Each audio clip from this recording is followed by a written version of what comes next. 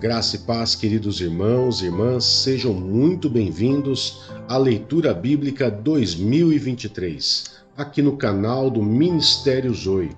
Eu sou o pastor Fábio e quero convidar você a efetuar essa leitura do dia de hoje. Venha com a gente! Gênesis capítulo 12. O chamado de Abrão. Então o Senhor disse a Abrão: saia da sua terra, do meio dos seus parentes e da casa de seu pai. Vá para a terra que eu lhe mostrarei. Farei de você um grande povo e o abençoarei. Tornarei famoso o seu nome. Você será uma bênção. Abençoarei os que o abençoarem e amaldiçoarei os que o amaldiçoarem. Por meio de você, todos os povos da terra serão abençoados. Partiu Abrão como lhe ordenara o Senhor, e Ló foi com ele. Abrão tinha 75 anos quando saiu de Harã. Levou sua mulher Sarai, seu sobrinho Ló, todos os bens que havia acumulado e os seus servos, comprados em Harã. Partiram para a terra de Canaã e lá chegaram.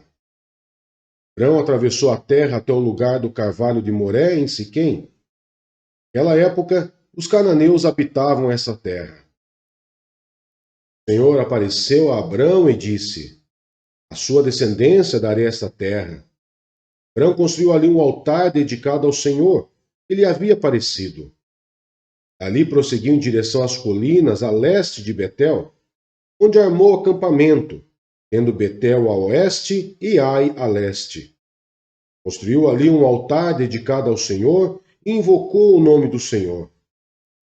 Depois Abrão partiu e prosseguiu em direção ao Neguebe. Abrão no Egito. Houve fome naquela terra, e Abrão desceu ao Egito para ali viver algum tempo, pois a fome era rigorosa. Quando estava chegando ao Egito, disse a Sarai, sua mulher: bem sei que você é bonita. Quando os egípcios a virem, dirão: esta é a mulher dele. Me matarão, mas deixarão você viva. Diga que é minha irmã, para que me tratem bem por amor a você e minha vida seja poupada por sua causa. Quando Abrão chegou ao Egito, viram os egípcios que Sarai era uma mulher muito bonita. Vendo-a, os homens da corte do faraó a elogiaram diante do faraó, e ela foi levada a seu palácio. Ele tratou bem a Abrão por causa dela, e Abrão recebeu ovelhas e bois, jumentos e jumentas, servos e servas e camelos. Mas o Senhor puniu o faraó e sua corte com graves doenças, por causa de Sarai, mulher de Abrão. Por isso o faraó mandou chamar Abrão e disse: o que você fez comigo? Por que não me falou que ela era sua mulher? Por que disse que era sua irmã? Foi por isso que eu a tomei para ser minha mulher. Aí está sua mulher. Tome-a e vá. A seguir, o faraó deu ordens para que providenciassem o necessário para que Abrão partisse com sua mulher e com tudo o que possuía. Mateus, capítulo 11. Jesus e João Batista. Quando acabou de instruir seus 12 discípulos, Jesus saiu para ensinar e pregar nas cidades da Galileia. João, ao ouvir na prisão o que Cristo estava fazendo, enviou seus discípulos para lhe perguntarem: és tu aquele que haveria de vir, ou devemos esperar algum outro? Jesus respondeu: voltem e anunciem a João o que vocês estão ouvindo e vendo. Os cegos veem, os aleijados andam, os leprosos são purificados, os surdos ouvem, os mortos são ressuscitados e as boas novas são pregadas aos pobres. E feliz é aquele que não se escandaliza por minha causa.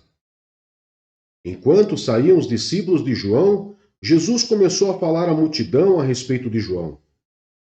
O que vocês foram ver no deserto? Um caniço agitado pelo vento? Ou o que foram ver? Um homem vestido de roupas finas? Ora, os que usam roupas finas estão nos palácios reais. Afinal, o que foram ver? Um profeta? Sim, eu lhes digo, e mais que profeta. Esse é aquele a respeito de quem está escrito: enviarei meu mensageiro à tua frente. Ele preparará o teu caminho diante de ti. Digo-lhes a verdade: entre os nascidos de mulher não surgiu ninguém maior do que João Batista. Todavia, o menor no reino dos céus é maior do que ele. Desde os dias de João até agora, o reino dos céus é tomado à força, e os que usam de força se apoderam dele. Pois todos os profetas e a lei profetizaram até João. E se vocês quiserem aceitar, este é o Elias que havia de vir. Aquele que tem ouvidos, ouça. A que posso comparar essa geração? São como crianças que ficam sentadas nas praças e gritam umas às outras. Nós lhes tocamos flauta, mas vocês não dançaram. Cantamos um lamento, mas vocês não se entristeceram. Pois veio João, que jejua e não bebe vinho, e dizem: ele tem demônio. Veio o filho do homem, comendo e bebendo, e dizem: aí está um comilão e beberrão, amigo de publicanos e pecadores. Mas a sabedoria é comprovada pelas obras que a acompanham. Ai das cidades que não se arrependem. Então Jesus começou a denunciar as cidades em que havia sido realizada a maioria dos seus milagres, porque não se arrependeram. Ai de você, Corazim! Ai de você, Betsaida! Porque se os milagres que foram realizados entre vocês tivessem sido realizados em Tiro e Sidom, há muito tempo elas se teriam arrependido, vestido roupas de saco e cobrindo-se de cinzas. Mas eu lhes afirmo que no dia do juízo haverá menor rigor para Tiro e Sidom do que para vocês. E você, Cafarnaum, será elevado até o céu? Não, você descerá até o Hades. Se os milagres que em você foram realizados tivessem sido realizados em Sodoma, ela teria permanecido até hoje. Mas eu lhe afirmo que no dia do juízo haverá menor rigor para Sodoma do que para você. Repouso para os cansados. Naquela ocasião, Jesus disse: eu te louvo, Pai, Senhor dos céus e da terra, porque escondeste essas coisas dos sábios e cultos e as revelastes aos pequeninos. Sim, Pai, pois assim foi do teu agrado. Todas as coisas me foram entregues por meu Pai. Ninguém conhece o Filho a não ser o Pai, e ninguém conhece o Pai a não ser o Filho, e aqueles a quem o Filho quiser revelar. Venham a mim, todos os que estão cansados e sobrecarregados, e eu lhes darei descanso. Tomem sobre vocês o meu jugo e aprendam de mim, pois sou manso e humilde de coração, e vocês encontrarão descanso para suas almas, pois o meu jugo é suave e o meu fardo é leve. Neemias, capítulo 1. A história de Neemias. Palavras de Neemias, filho de Acalias. No mês de Quisleu, no 20º ano, enquanto eu estava na cidade de Suzã, Anani, um dos meus irmãos, veio de Judá com alguns outros homens. Eu lhes perguntei acerca dos judeus que restaram, os sobreviventes do cativeiro e também sobre Jerusalém. E eles me responderam: aqueles que sobreviveram ao cativeiro e estão lá na província passam por grande sofrimento e humilhação. O muro de Jerusalém foi derrubado, suas portas foram destruídas pelo fogo. Quando ouvi essas coisas, sentei-me e chorei. Passei dias lamentando-me, jejuando e orando ao Deus dos céus. Então eu disse: Senhor, Deus dos céus, Deus grande e temível, fiel à aliança e misericordioso com os que te amam e obedecem aos teus mandamentos. Que os teus ouvidos estejam atentos e os teus olhos estejam abertos para a oração que o teu servo está fazendo diante de ti, dia e noite, em favor dos teus servos, o povo de Israel. Confessa os pecados que nós, os israelitas, temos cometido contra ti. Sim, eu e meu povo temos pecado. Agimos de forma corrupta e vergonhosa contra ti. Não temos obedecido aos mandamentos, aos decretos e às leis que deste ao teu servo Moisés. Lembra-te agora do que disseste a Moisés, teu servo. Se vocês forem infiéis, eu os espalharei entre as nações. Mas se voltarem para mim, obedecerem aos meus mandamentos e os puserem em prática, mesmo que vocês estejam espalhados pelos lugares mais distantes debaixo do céu, de lá eu os reunirei e os trarei para o lugar que escolhi para estabelecer o meu nome. Esses são os teus servos, o teu povo. Tu os resgataste com teu grande poder e com teu braço forte. Senhor, que os teus ouvidos estejam atentos à oração desse teu servo e à oração dos teus servos que têm prazer em temer o teu nome. Faze com que hoje esse teu servo seja bem-sucedido, concedendo-lhe a benevolência deste homem. Nessa época, eu era o copeiro do rei. Atos dos Apóstolos, capítulo 11. Pedro explica-se perante a igreja. Os apóstolos e os irmãos de toda a Judéia ouviram falar que os gentios também haviam recebido a palavra de Deus. Assim, quando Pedro subiu a Jerusalém, os que eram do partido dos circuncisos o criticavam, dizendo: Você entrou na casa de homens incircuncisos e comeu com eles. Pedro, então, começou a explicar-lhes exatamente como tudo havia acontecido. Eu estava na cidade de Jope orando, caindo em êxtase, tive uma visão. Vi algo parecido com um grande lençol sendo baixado do céu, preso pelas 4 pontas, e que vinha até o lugar onde eu estava.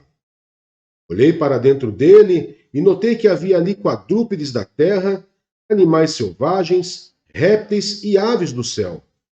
Então ouvi uma voz que me dizia: Levante-se, Pedro, mate e coma. Eu respondi: De modo nenhum, Senhor. Nunca entrou em minha boca algo impuro ou imundo. E a voz falou do céu segunda vez: Não chame impuro ao que Deus purificou. Isso aconteceu 3 vezes, e então tudo foi recolhido ao céu. Na mesma hora chegaram à casa em que eu estava hospedado 3 homens que me haviam sido enviados de Cesareia. O Espírito me disse que não hesitasse em ir com eles. Esses 6 irmãos também foram comigo, e entramos na casa de um certo homem. E ele nos contou como um anjo lhe tinha aparecido em sua casa e dissera: Mande buscar em Jope a Simão, chamado Pedro. Ele lhe trará uma mensagem por meio da qual serão salvos você e todos da sua casa. Quando comecei a falar, o Espírito Santo desceu sobre eles como sobre nós no princípio. Então me lembrei do que o Senhor tinha dito: João batizou com água, mas vocês serão batizados com o Espírito Santo. Se, pois, Deus lhes deu o mesmo dom que nos tinha dado quando cremos no Senhor Jesus Cristo, quem era eu para pensar em opor-me a Deus? Ouvindo isso, não apresentaram mais objeções e louvaram a Deus, dizendo: Então, Deus concedeu arrependimento para a vida até mesmo aos gentios. A igreja em Antioquia. Os que tinham sido dispersos por causa da perseguição desencadeada com a morte de Estevão chegaram até a Fenícia, Chipre e Antioquia, anunciando a mensagem apenas aos judeus. Alguns deles, todavia, cipriotas e sirineus, foram a Antioquia e começaram a falar também aos gregos, contando-lhes as boas novas a respeito do Senhor Jesus. A mão do Senhor estava com eles, e muitos creram e se converteram ao Senhor. Notícias desse fato chegaram aos ouvidos da igreja em Jerusalém, e eles enviaram Barnabé a Antioquia. Este, ali chegando e vendo a graça de Deus, ficou alegre e os animou a permanecerem fiéis ao Senhor de todo o coração. Ele era um homem bom, cheio do Espírito Santo e de fé, e muitas pessoas foram acrescentadas ao Senhor. Então Barnabé foi a Tarso procurar Saulo, e quando o encontrou, levou-o para Antioquia. Assim, durante um ano inteiro, Barnabé e Saulo se reuniram com a igreja e ensinaram a muitos. Em Antioquia, os discípulos foram pela primeira vez chamados cristãos. Naqueles dias, alguns profetas desceram de Jerusalém para Antioquia.